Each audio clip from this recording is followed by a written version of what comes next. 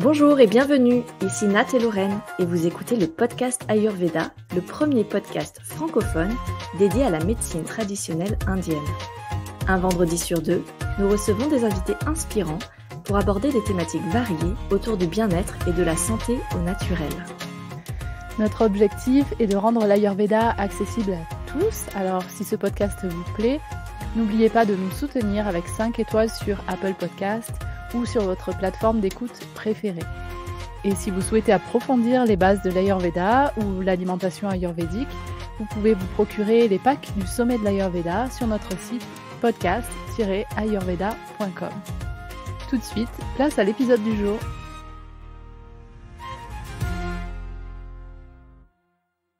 Aujourd'hui, nous recevons Karine Bergamy, que nous avons déjà eu le plaisir d'accueillir sur le podcast Ayurveda, sous ses casquettes de professeur d'Ayur Yoga, d'Aqua Yoga et de thérapeute ayurvédique.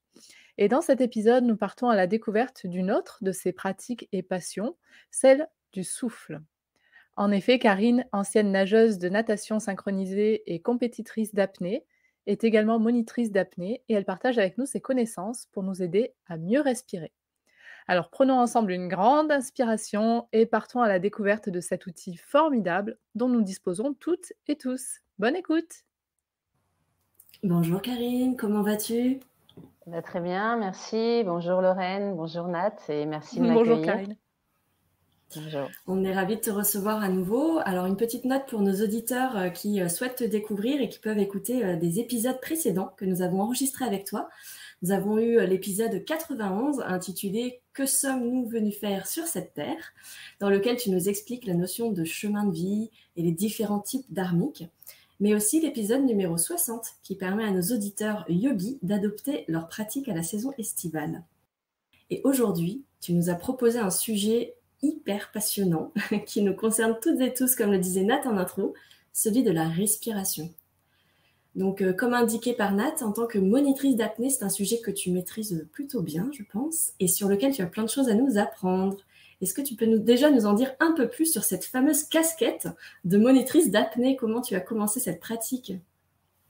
En fait, j'ai pratiqué la natation synchronisée pendant 15 ans et donc en natation synchronisée, on travaille beaucoup en hypercapnie, c'est-à-dire des moments d'apnée courtes avec très peu de récupération. Et quand j'ai fini ma carrière, entre guillemets, je me suis dirigée naturellement vers l'apnée parce que j'avais cette capacité de retenir ma respiration et de peu respirer, en fait, d'avoir besoin de peu respirer.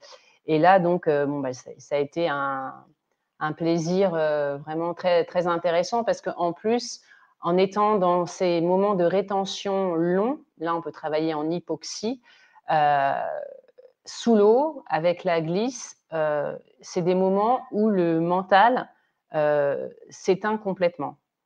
Et j'ai redécouvert ça ensuite en étudiant le pranayama.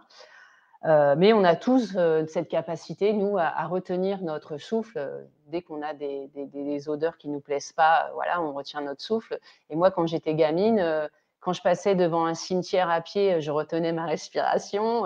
Quand je circulais en voiture et qu'on prenait les tunnels, parce qu'on allait souvent en Italie, parce que mes parents sont italiens, le challenge, c'était de tenir tout le tunnel sans respirer. Ah, voilà, c'est une histoire comme ça. C'était déjà en mode entraînement toute petite. C'est ça. Et ensuite, donc, quand je suis partie faire mes formations de prof de yoga en Inde, il y avait un peu de pranayama, mais vraiment un peu sans que ça soit vraiment expliqué pourquoi, quel est l'intérêt, etc. Et quand moi, je prenais des cours de yoga, il y avait très peu d'attention finalement sur le souffle, pas tellement d'exercices ventilatoires. Et donc, parallèlement à ma formation ensuite de monitrice d'apnée, je me suis formée en tant que prof de yoga. Et donc, j'ai été formée donc, au prana vyayama, ce qu'on connaît très peu, c'est-à-dire des exercices ventilatoires en dynamique, avec aussi des rétentions, et le pranayama, donc des exercices ventilatoires statiques. Et je me suis vraiment rendu compte que la respiration, c'est vraiment ce qui fait le pont entre le corps et le mental. Dans Patanjali, dans les Yoga Sutras, il y a beaucoup de sutras qui parlent du souffle.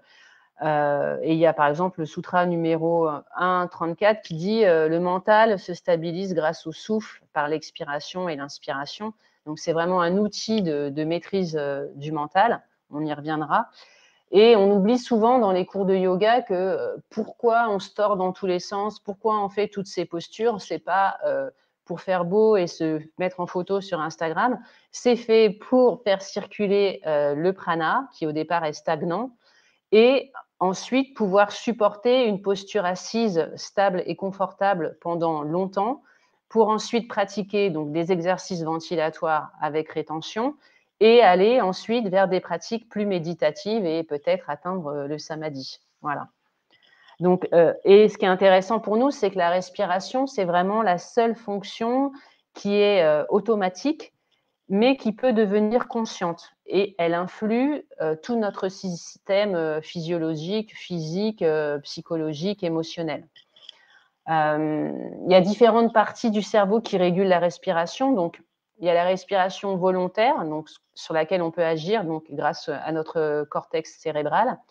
Et il y a la régulation non volontaire, donc avec tout ce qui est plus archaïque, on va dire, le bulbe rachidien, le cerveau limbique, qui est très en lien avec nos émotions. Donc, on sait que quand on a des changements émotionnels, souvent notre respiration change. Et aussi l'hypothalamus, qui est plus lié à nos changements hormonaux. Ok, top. Merci pour toutes ces On précisions. sent la passion là déjà qu'il a. La passion pour le souffle. C'est ça. Et la rétention du souffle. Alors, on va voir justement dans cet épisode comment est-ce qu'on fait pour bien respirer, parce que tu nous as déjà parlé de quelques petits détails là, mais on va aller plus en profondeur et puis on va voir comment bien respirer et puis le lien avec le yoga et l'Ayurveda. Peut-être que tu peux commencer par nous expliquer à quoi sert la respiration. Voilà. Peut-être les différentes phases de la respiration, c'est peut-être un basique pour commencer. Oui, ça c'est important de savoir le rôle de la respiration. Donc déjà la respiration, il faut savoir que c'est avant tout une histoire de biochimie. C'est comment je bouge dans mon corps les bonnes quantités d'oxygène et de gaz carbonique, de CO2. Et le rôle de la respiration, c'est d'oxygéner nos cellules, de créer de l'énergie dans les mitochondries de nos cellules. Donc, on a le glucose, donc, qui vient principalement de notre alimentation, un peu aussi les lipides et les protéines, plus l'oxygène, ça va se transformer en CO2, donc en CO2, en gaz carbonique, plus de l'eau, plus de l'ATP, qui est donc notre adénosine triphosphate, qui est l'énergie. Et donc, cette énergie, ce prana, dans notre corps, vient à 70% de notre respiration, d'où l'intérêt de bien respirer. On connaît, grâce à l'Ayurveda, le fait de bien manger, etc., pour obtenir des bons tissus à la fin, on va dire. Mais il faut un certain temps, quand on reprend une bonne alimentation, pour pouvoir ensuite voir des changements au niveau corporel, psychologique même. Il faut quand même un certain temps. Ça ne se fait pas tout de suite du jour au lendemain. Avec la respiration, on peut avoir des changements quasi immédiats de notre système. Notamment, beaucoup de personnes sont en acidose et avec la respiration, on retrouve un niveau plus alcalin. Donc, si je mange bien et que je respire mal, c'est un peu contre-productif. Donc, je dirais qu'il faut à la fois bien manger et bien respirer. Alors, concernant les phases, alors souvent on confond respiration, ventilation. La première phase, donc, c'est la ventilation, c'est juste le fait d'inspirer et d'expirer. La deuxième phase, c'est la perfusion, donc c'est la transmission de sang par les capillaires qui se trouvent au bout des alvéoles, là où l'oxygène et le gaz carbonique vont être échangés. Et là où c'est essentiel, donc, c'est la respiration cellulaire, c'est le fait que l'oxygène va être libéré dans les tissus, dans les cellules, donc c'est ce qu'on appelle l'oxygénation et c'est ce qu'on veut obtenir par la respiration. Et ensuite, à l'inverse, la libération de CO2 des tissus vers le sang. Je vais vous parler un petit peu de volume aussi pour expliquer les quantités qui sont présentes dans la respiration. Donc, dans le volume courant, ça voudrait dire qu'on viendrait absorber 0,5 litres d'air et on ferait 12 à 15 cycles ventilatoires par minute, ce qui représente à peu près 6 à 8 litres d'air par minute. Ça, c'est une respiration qui est plutôt pas mal au repos. En marche, ça serait plutôt 15 à 30 litres et en vélo intensif, entre 60 et 60 litres. Donc, on a deux moyens de modifier notre respiration. C'est soit en augmentant ou en diminuant les volumes, soit en augmentant ou en diminuant la fréquence. Et il faut savoir que on a toujours 1,2 litre d'air résiduel dans notre corps qu'on ne peut pas expirer. À l'autopsie d'un cadavre, il reste 1,2 litre d'air dans le corps. Voilà. Et donc, notre vie, on peut la voir entre ce qui se passe entre donc, ma première inspiration et ma dernière expiration. On peut imaginer qu'on a tous un certain nombre de cycles ventilatoires qui nous dédiés, ou alors, si on ne croit pas à ça, on peut s'imaginer que plus je ralentis ma respiration et plus je vais vivre longtemps. Notre modèle devrait être la tortue, par exemple, qui respire une fois toutes les 30 minutes. Et on a cette capacité archaïque à retenir notre souffle, notamment dans l'eau. Ça s'appelle le diving reflex, comme tous les cétacés. À partir du moment où on place notre visage dans l'eau, qui est en contact notamment avec de l'eau un peu fraîche, il y a un système de capteurs qui fait que instantanément, le corps se place dans une apnée instinctive et il y a une vasoconstriction des vaisseaux pour protéger les organes nobles, les poumons et le cœur. Donc, en apnée, les champions, avant une perf, ils ne vont pas dans l'eau avant, ils ne se mouillent pas le visage, ils se préparent à sec pour pouvoir bénéficier de ce diving réflexe et avoir cette apnée instinctive qui se déclenche. Voilà. Waouh, c'est fou ça. Et justement, est-ce qu'on sait respirer correctement de manière innée? Est-ce que c'est au fur et à mesure de la vie qu'on perd cette façon correcte de bien respirer? Je pense que c'est au fur et à mesure de la vie. Je pense que naturellement, le bébé doit plutôt bien respirer. Mais dans notre système de mode de vie un peu à fond, on en arrive aussi à respirer à fond. Donc, justement, on peut peut-être parler de c'est quoi une bonne respiration. Donc, ouais. Fausse croyance, première fausse croyance, plus je respire, plus je suis en bonne santé.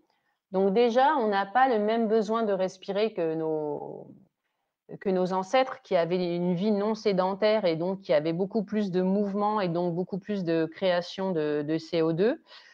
Nous, c'est comme si on mange trop, on alourdit notre système. Si je respire trop, j'alourdis mon système. Une bonne santé, c'est à peu près 12 à 15 cycles ventilatoires par minute, 4 à 6 litres d'air par minute. Quand l'idéal, les grands yogis, quand on fait du pranayama, on respire 8 à 12 ventilations. Et la plupart des gens font entre 15 et 20 cycles ventilatoires par minute, donc 10 à 15 litres d'air, et donc sont en hyperventilation de fréquence. C'est-à-dire qu'ils ont des fréquences respiratoires très rapides avec une respiration haute, je vais revenir, et voilà, les cycles qui s'enchaînent. Autre fausse croyance, si je prends… Quand tu dis… Pardon. Oui. Pardon, je t'ai coupé, Karine. Juste quand tu dis respirer trop ou trop vite, en fait, c'est quand l'inspire-expire se fait trop rapidement, c'est bien ça? C'est ça, c'est trop rapide et je prends trop d'air au final parce que soit on peut, avant une apnée, en apnée, on fait une hyperventilation de volume, on essaye de remplir au maximum, mais ça justifie vu qu'après il va y avoir des rétentions. Dans notre vie quotidienne, les gens sont plutôt en hyperventilation de fréquence, donc des toutes petites inspire-expire, mais très très rapides. Et au final, on se remplit énormément. On prend trop d'oxygène. Et on pense que, donc, deuxième fausse croyance, que le fait de prendre plus d'air, au final, je prends plus d'oxygène. Ok, il y a plus d'oxygène qui rentre dans le corps, mais au niveau cellulaire, il n'y aura pas de libération d'oxygène. Au contraire, on va faire une désoxygénation. Donc, c'est totalement contre-productif. L'oxygénation de nos cellules, elle est optimum quand notre respiration, elle est douce et régulée. On en est arrivé à être dans une société d'hyperconsommation et on en est arrivé à hyper consommer l'air. Alors, Pourquoi quand je prends plus d'air, au final, dans mes cellules, j'ai pas plus d'air? Donc, c'est parce qu'en fait, on pense que notre besoin de respirer, notre fréquence respiratoire est régulée par notre besoin, d'oxygène. Mais en fait, c'est faux. C'est le taux de CO2 qui signale au cerveau, si j'ai besoin de respirer ou pas. Et quand on fait des hyperventilations, donc de fréquence là, on devient intolérant au CO2 parce qu'on chasse beaucoup de CO2. Donc, nos niveaux de CO2 dans le corps vont baisser et ça va amener une faim constante de respirer. Donc, ça va engendrer encore plus d'hyperventilation. Et ce qui est bien dommage parce que le CO2, il s'est conçu certes comme un déchet de la respiration dans la formule, mais il a un effet sédatif de détente musculaire sur le corps. Il régule notre pH, c'est un antioxydant naturel. Et donc, au contraire, ce qu'il faudrait faire, c'est augmenter notre tolérance au CO2 parce que, en fait, il y a l'effet Bohr qui fait que les globules rouges ne vont pas donner l'oxygène dans les tissus tant qu'il n'y a pas un niveau de CO2 suffisant. Donc, avec cette hyperventilation, je chasse mon CO2, donc ce taux de CO2 n'est pas suffisant. Donc, au final, l'O2 n'est pas délivré à la cellule. OK.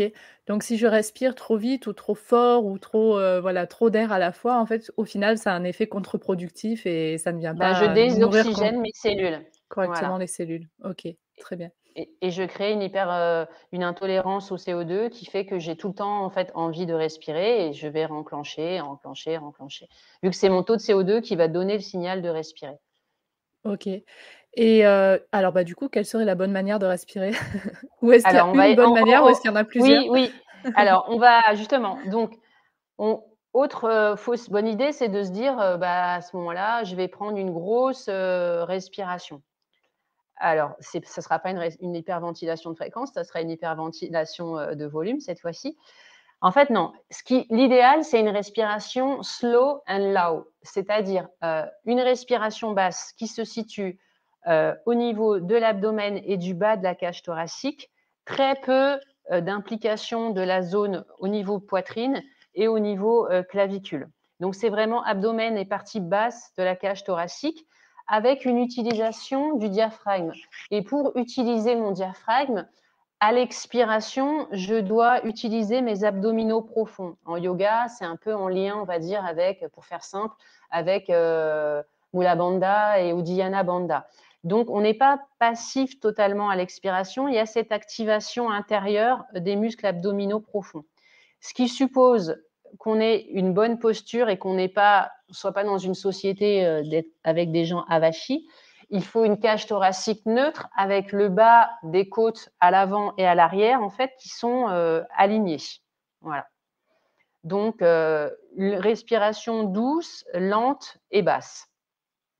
Alors, j'en viens à me dire, OK, pour bien respirer, donc je vais aller dans un cours de yoga et là, comme ça, je vais bien respirer. Alors, malheureusement, de par ma pratique, j'ai pu observer que ce n'est pas toujours le cas. Donc, souvent, on nous parle de la fameuse respiration yogique ou de la respiration dans les 3 foyers, abdomen, thorax, clavicule, sauf qu'il n'y a absolument aucun texte ancien qui ne parle de cette respiration. On ne sait pas vraiment d'où ça sort. Et cette respiration, en réalité, elle n'est pas bonne parce qu'elle nous fait utiliser beaucoup trop les muscles respiratoires accessoires et elle encourage donc l'hyperventilation. Donc, si on fait ça pendant 1 heure, c'est le meilleur moyen d'être en hyperventilation et de créer de l'acidose dans notre corps. Autre information dans les cours de yoga, on va respirer que par l'abdomen. Alors, si on faisait ça 5-10 minutes au début du corps pour faire un centrage respiratoire, OK.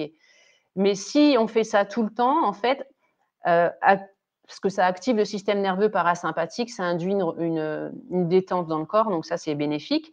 Mais si on faisait ça tout le temps, on déconditionnerait le lien qui existe entre les abdominaux profonds et le diaphragme. Il y aurait presque plus d'utilisation des abdominaux profonds. Et il y aurait beaucoup d'efforts, au final, par contrepartie, en quelque sorte, des muscles du cou et des épaules, là où naturellement les gens ont déjà beaucoup de tension. Et à terme, ça peut créer des maux de tête, des psychoses, le syndrome de la mâchoire serrée. Alors, autre chose qu'on nous dit dans les cours de yoga, c'est on respire en Ujjayi pendant toute la séance. Donc, Ujjayi, c'est inspire, expire par le nez avec une conscience ici au niveau de la gorge et un son bien particulier. Donc, si on est dans des cours, je dirais, de yoga dynamique, pourquoi pas? Parce qu'avec le mouvement, on crée du CO2 et donc, au final, il n'y aura pas de désoxygénation. Mais si on est dans des cours avec des postures statiques, au contraire, Ujjayi, c'est vraiment pas intéressant. On va obtenir justement cette hyperventilation, surtout si on fait ça pendant 1 heure. Donc, dans les postures statiques, ce qu'on fait, c'est on allonge l'expiration pour calmer le souffle et réduire le nombre de ventilations, pour pas être dans cet état d'hyperventilation. Ou on peut aussi mettre dans des postures statiques des rétentions du souffle, mais dans des postures bien précises. On ne met pas des rétentions dans toutes les postures, et rétention poumon plein ou poumon vide, donc ça il faut connaître. Voilà. Dans les postures d'étirement notamment. Donc, si possible, placer ces rétentions, mais il faut être formé pour ça. Et ne pas oublier qu'en Shavasana, la posture du cadavre, donc déjà un cadavre n'est pas censé respirer, donc une fois qu'on a activé ce prana qui était stagnant avant d'arriver dans le cours, au niveau du cours, on a activé le prana. Pendant Shavasana, ce qu'on veut, c'est rendre ce prana en paix, en quelque sorte, et réduire le souffle, c'est-à-dire le rendre moins présent, plus subtil, avec moins d'activation des muscles et des tissus. Ralentir, peut-être faire des pauses naturellement à la fin de l'inspire, à la fin de l'expire, surtout si on a travaillé les rétentions, elles vont venir naturellement ensuite. Et voilà, faire redescendre le prana, redescendre le souffle pour aller vers un ralentissement des pensées. C'est ça ce qu'on veut au final. Comment on fait pour apprendre tout ça, Karine? Parce que en fait, là, tu nous apprends, je pense, énormément de choses. Je pense que les auditeurs, ils sont en mode stress, en train d'écouter l'épisode, en train de se dire, attends, ils sont en train d'essayer de faire, je les imagine, en train d'essayer de se mettre les côtes avant avec les côtes arrière alignées, bonne posture. Je sais bien, mais on devrait apprendre ça dans les cours de yoga, en fait. Hein. Vraiment, c'est la base, parce que bien respirer, ça solutionne aussi énormément de problèmes de santé. Hein. Donc, on devrait apprendre ça à l'école, en fait, même pas qu'au cours de yoga. Il faudrait que tout le monde l'apprenne. Ouais. Bon, là, aujourd'hui, on a déjà quelques pistes, du coup, mais c'est vrai que ça semble compliqué. Quelque chose qui est censé être naturel, mais qu'on a perdu. Tu vois, là, tu nous dis, en fait, il faut vraiment être présent à soi. Et ça, je pense que la majorité... c'est-à-dire que ensuite, ça devient comme une seconde nature. C'est dans mes activités quotidiennes, quelles qu'elles soient, j'observe mon souffle. Ok, est-ce que je respire? Comment je respire? Est-ce que je respire par le nez ou pas? Ma respiration, où est-ce qu'elle est? Est-ce que c'est plutôt bas? Est-ce que c'est plutôt lent? Est-ce que je fais des pauses? Venir et on a cette capacité à le modifier. Oui, et puis ce qui est intéressant, c'est qu'on peut y aller progressivement. Tu vois, il y a des personnes qui, peut-être, qui ne se sont jamais intéressées à leur respiration et qui peuvent juste commencer par être en conscience du souffle. Et puis après, se dire, ah tiens, où est-ce qu'il est placé mon souffle? Bah, très souvent, chez les personnes justement qui n'ont pas conscience de ça, il est très souvent en haut. Donc, se dire, ok, comment je peux le faire descendre mon souffle dans le ventre? Et puis y aller progressivement par rapport à ça. En tout cas, c'est l'approche que j'ai avec les personnes que j'accompagne. C'est ça. Ok. Tu nous disais qu'il y avait différents types de respiration en yoga. En fait, il faut adapter sa respiration par rapport à ses mouvements. En tout cas, c'est par si rapport j'ai bien compris. Par rapport au type de yoga, parce que si on fait un yoga dynamique, en fait, il y a moins de problématiques parce que on va on va chasser du CO2, mais avec le mouvement, on va créer du CO2. Donc, ça se compense. Idéalement, dans la vie, il faudrait pouvoir respirer moins et bouger plus. Comme ça, on créerait plus de CO2 et on aurait à la fin plus de libération d'oxygène au niveau cellulaire et avec cette respiration qui ne serait pas en hyperventilation. Et quand on produit Si je bouge peu et que je respire rapidement, ce qui est la plupart des cas de la majorité des gens, hein, je dirais, je produis moins de CO2, les cellules sont moins oxygénées, je crée de la fatigue, de la tension, de l'essoufflement, de l'anxiété, peu de concentration et encore moins envie de bouger.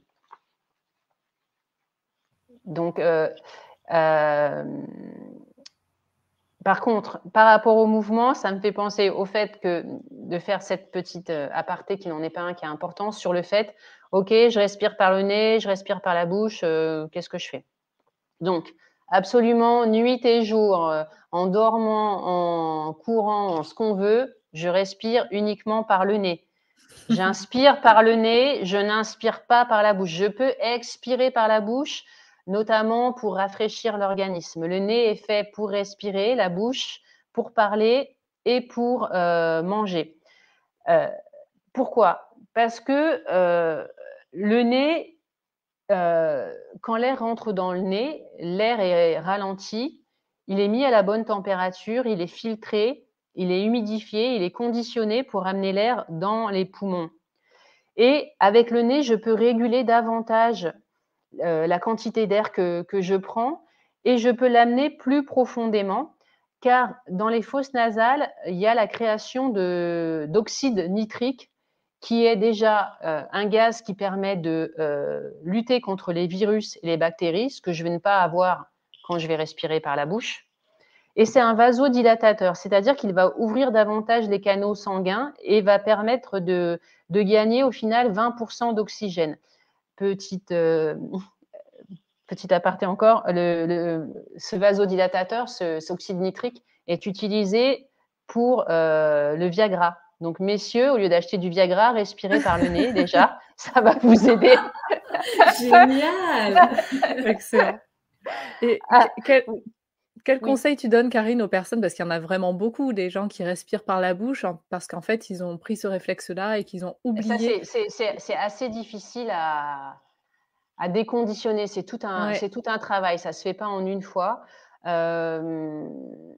Déjà, il faut en prendre conscience parce qu'il y a beaucoup de gens qui n'en prennent pas conscience. Ensuite, la nuit, pour savoir si on respire par la bouche ou par le nez, on peut venir se placer un scotch médical sur la bouche et voir, ok, du coup, je respire par le nez. Si tu te réveilles en apnée, c'est qu'il y a un problème. C'est ça.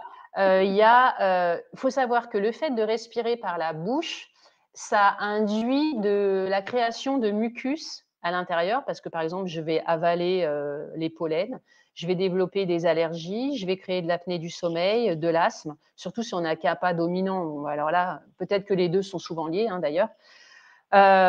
Et vraiment, cette respiration, l'inspiration par la bouche, c'est quelque chose d'archaïque qui est là pour activer le système nerveux sympathique en cas de stress et envoyer un boost au corps. Quand il y a quelque chose de terrifiant, on va faire « voilà ».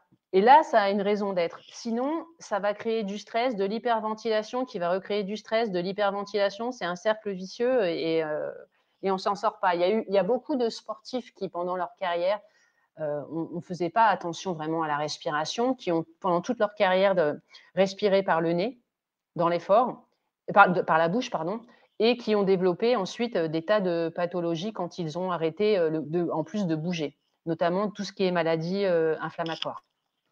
Donc, essentiel de prendre soin de son nez, de pratiquer Jalaneti si on a ces congestions, ou même Sutraneti, de penser à aller respirer dans la nature, respirer des huiles essentielles, aérer chez soi parce que les intérieurs sont très, très pollués. Et moi, tous les jours, je fais un débouchage de narines pour équilibrer au niveau grossier au moins Ida et Pingala. Donc ça, je l'apprends aux gens. Et après cette légère hyperventilation expiratoire là, pour nettoyer les canaux, je fais faire des rétentions derrière. Enfin voilà, il y a plein de choses à apprendre.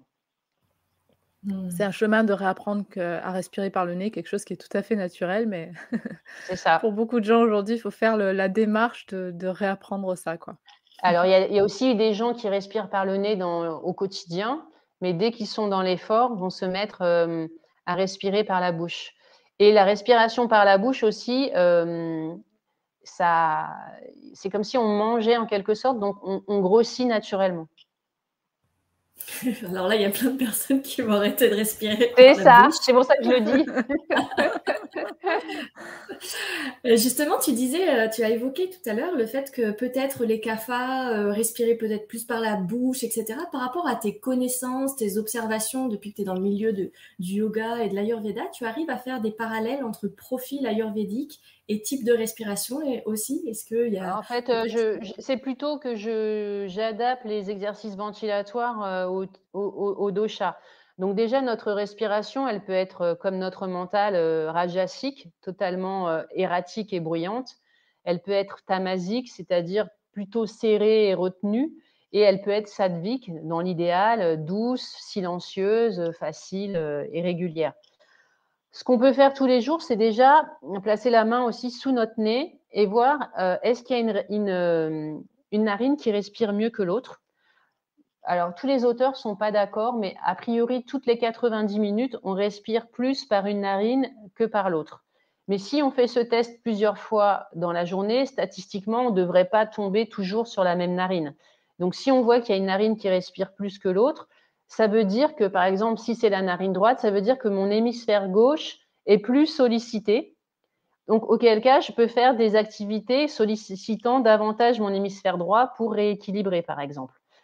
Ensuite, donc on sait que la narine gauche est reliée à l'hémisphère droit, tout ce qui est plus méditatif et créatif, on va dire.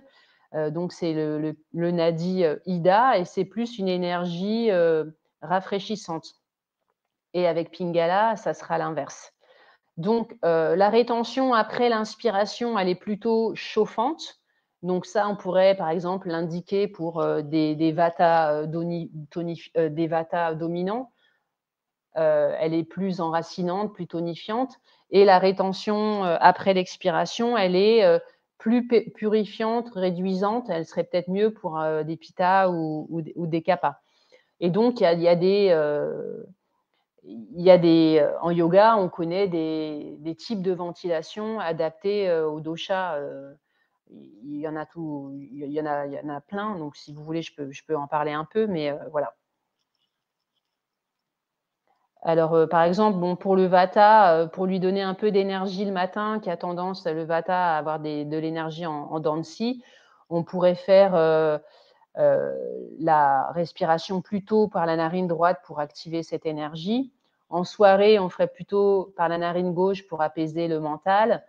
On peut faire des respirations du type Bastrika pour activer aussi bien l'énergie. Et le soir, on pourrait, ou même dans la journée, hein, dans la respiration, on pourrait faire plutôt la respiration Apana pour le centrage. Ensuite, pour Kapha, bon, bah, là, on ferait plutôt l'inverse. On ferait une respiration plutôt solaire le matin. Bastrika et Kapalabhati pour activer aussi toute la sphère digestive. Et on pourrait faire la respiration des 5 pranas. On ferait plutôt la respiration prana, justement, pour dégager tout ce qui est tête, encombrement au niveau de la tête. Et pour Pitta, bah, lui, il faut le rafraîchir. Donc, on ferait plutôt une respiration lunaire par la narine gauche. On pourrait faire une inspire en Shitali et une expire en Shikari, par exemple, Shikari. Et lui, on pourrait faire pour la respiration, par exemple, des 5 pranas, plutôt Vyana pour diffuser l'énergie et pas qu'il garde cette énergie un peu trop présente. Mais je vous invite vraiment à déjà regarder s'il y a une des narines qui fonctionne plus, cette idée d'utiliser du coup l'hémisphère du cerveau opposé pour travailler ça. Et donc, c'est dommage, on n'est pas en vidéo, donc je ne peux pas vous faire le débouchage des narines, mais le débouchage des narines, c'est un truc à faire vraiment tous les jours parce qu'au niveau grossier, déjà, ça va équilibrer Ida et Pingala. Et si on a les narines bien débouchées, on peut déjà mieux respirer. Hein. Tu parles tout simplement de se moucher, en fait, et puis non, c'est vraiment... Ouais, ok. Ah oui, d'accord, ok. 40 fois, et okay, ensuite des rétentions, spécifique. Ouais, des rétentions à poumon plein en en flexion latérale. D'accord, OK. Pour les personnes qui débutent forcément, dans le domaine de la respiration, qui en sont peut-être à juste, prendre conscience de la respiration, je pense que c'est important de se faire accompagner. Tu le recommandes Oui. aussi, je suppose, hein, de se faire accompagner pour apprendre à Ben, respirer et puis même éventuellement apprendre des exercices, liés à son dosha? apprendre apprendre des exercices liés à son dosha. Ensuite, il y a des exercices, donc le prana vyayama, donc ces exercices ventilatoires, en mouvement qui permettent de passer, de tamas à rajas et ensuite le pranayama, lui, permet de passer de rajas à sattva. Parce qu'on ne peut pas passer directement de tamas à sattva. On aimerait bien, mais ça marche pas. Et donc, oui, voir des personnes qui connaissent la respiration et prendre des cours, faire des diagnostics. Est-ce qu'ils ont, quel est leur cycle ventilatoire? Est-ce qu'ils ont une intolérance au CO2? Faire au moins ces débouchages de narines. Et ça permet de revenir à un état plus alcalin, à avoir un meilleur sommeil, moins de stress. Ça, les rétentions à poumons vides aussi avec les mouvements, par exemple Agnisara ou sinon Uddiyana Bandha, ça permet de réguler la fonction digestive et excrétoire. Donc c'est vraiment bon pour tous les systèmes du corps. Hein. Ça développe la musculature de la cage thoracique. Enfin, il y a tellement de bienfaits. Et puis le travail des rétentions, ça permet d'accumuler le prana. Et ça permet d'aller nettoyer toutes les petites poches d'air là, de nos poumons et chasser nos toxines. Il faut savoir que 80% de nos toxines sont évacuées grâce à la respiration et les 20% qui restent, c'est sueur, urine et sel. Donc, c'est vraiment magique. Génial. Et tu disais aller voir quelqu'un qui connaît voilà, tout ce que tu viens de nous dire, en fait, toute la théorie au niveau de la respiration. Bon, mis à part venir te voir, parce que tu disais des fois dans les cours de yoga, c'est même pas bien accompagné. Donc, alors peut-être aller vers des personnes qui connaissent bien le pranayama. Déjà, ça peut être bien. Il y a des cours de pranayama maintenant qui sont organisés. Ou alors aller dans des cours de yoga où il y a un focus respiratoire pranayama important, ça me paraît bien, ou aller voir des personnes qui ne sont pas forcément profs de yoga et qui connaissent la respiration. Bon, il y en a beaucoup aux États-Unis, hein, ça se fait beaucoup. En France, malheureusement, il y en a pas beaucoup. Et il y a encore, je vous dis, beaucoup de contre-vérités diffusées et même dans les cours de yoga. Hein. Ça me désole un peu, mais...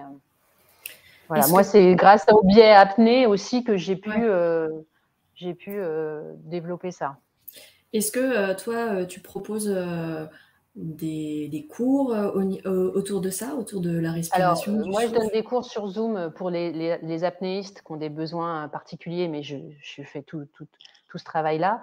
Et je donne aussi des cours sur Zoom, un peu de diagnostic et voir comment je peux aider la personne à mieux respirer, donc avec des exercices, quelques postures, parce que ce n'est pas forcément des personnes qui travaillent le yoga, mais pour des postures simples pour les rétentions, certaines mudras et certains mantras que l'on peut aussi chanter pour favoriser certaines expirations, parce que pour certaines personnes, c'est plus facile. Voilà, il y a plein de choses à faire. Hein. Mais le départ, c'est avoir des voies aériennes saines, se déboucher les narines, prendre soin de son nez déjà, c'est pas mal, et d'aller peut-être marcher en nature et bouger. Oui. Et vérifier qu'on respire avec le nez. Voilà. Tu as dit quelque chose de très important, je pense qu'on va le garder dans l'épisode là, c'est bouger plus, respirer moins.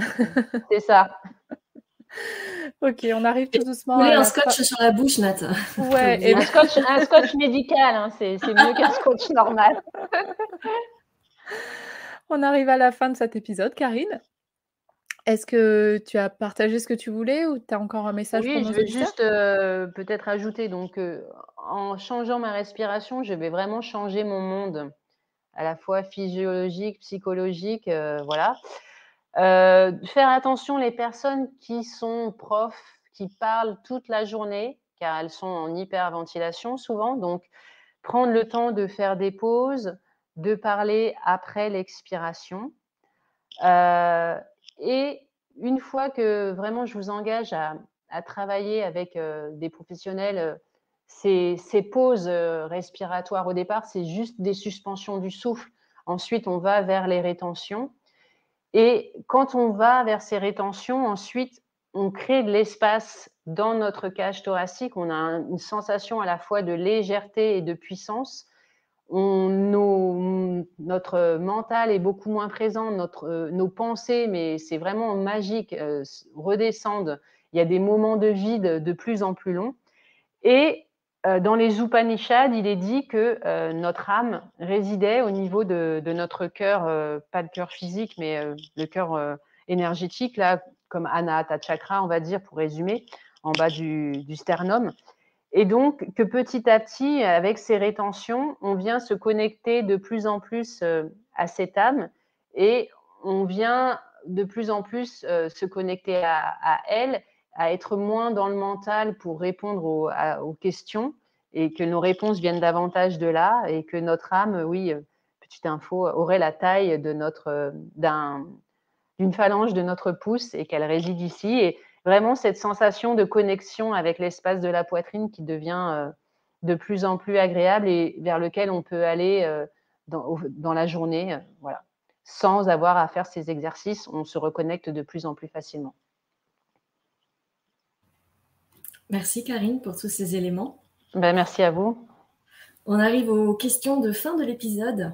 Une petite question rituelle. Est-ce que tu peux nous dire quel est ton rituel actuellement préféré ? Actuellement, c'est vrai que c'est en lien avec l'épisode, hein, c'est-à-dire que tous les jours, je prends minimum 20 minutes hors de ma pratique de yoga pour faire mes exercices ventilatoires et ensuite une pause méditative une fois que j'ai rempli ma cage thoracique, que j'ai travaillé mes rétentions et que mon mental est beaucoup plus stable. Ça, je ne peux plus m'en passer. Je peux ne pas pratiquer de posture parfois dans une journée, surtout si j'ai ma pratique d'apnée ou de sport ou de nage en mer, où déjà mon corps, mon prana va être activé, mais ma pratique ventilatoire, c'est systématique. C'est l'indispensable. Ok. Quels sont tes projets dans les semaines à venir, Karine ? Alors, semaine à venir, j'organise un stage de yoga ayurvédique en Savoie pour la détox de printemps avec une amie qui, elle, travaille sur la médecine traditionnelle chinoise. Ça fait plusieurs années qu'on travaille en binôme et on croise les pratiques. Super. Il y a encore des places pour s'inscrire ? Oui, il doit en rester 2, je crois. Ok. Une ou 2. Voilà, c'est sur mon site, vous pourrez voir. Ok, très bien. Et notre dernière question, l'instant de gratitude du jour. Qui aimerais-tu remercier ou de manière plus globale, qu'est-ce que tu aimerais remercier ? Ouais. Il y aurait trop de personnes. Je remercie l'univers parce qu'en fait, j'ai un parcours de vie que j'aurais pas forcément choisi, qui fait que je suis là aujourd'hui, même si c'est pas du tout ce que j'aurais voulu au départ, ce que j'aurais imaginé, mais au final, je pense que c'est vraiment ce qui me correspond et c'est grâce justement à tous ces enseignants, ces maîtres que j'ai rencontrés et qui ont pu développer ce goût pour l'humain, la spiritualité et l'Inde, on va dire, de façon plus générale. Merci beaucoup pour tout ce que tu as partagé dans cet épisode, Karine. C'était riche, c'était intense, c'était utile. Donc, merci pour tout ça, merci pour tes partages, merci d'avoir été avec nous aujourd'hui. Merci beaucoup à vous. À très bientôt, Karine. À bientôt, Karine. Merci d'avoir écouté cet épisode. Et s'il vous a plu, venez nous le dire avec une note 5 étoiles et un commentaire sur votre plateforme d'écoute ou sur nos comptes Instagram et Facebook, Podcast Ayurveda. Et pour aller plus loin, nous vous invitons à découvrir les packs du Sommet de l'Ayurveda qui contiennent des dizaines de contenus vidéo, audio et PDF qui sont disponibles sur notre site internet podcast-ayurveda.com. Rendez-vous dans 15 jours pour un nouvel épisode.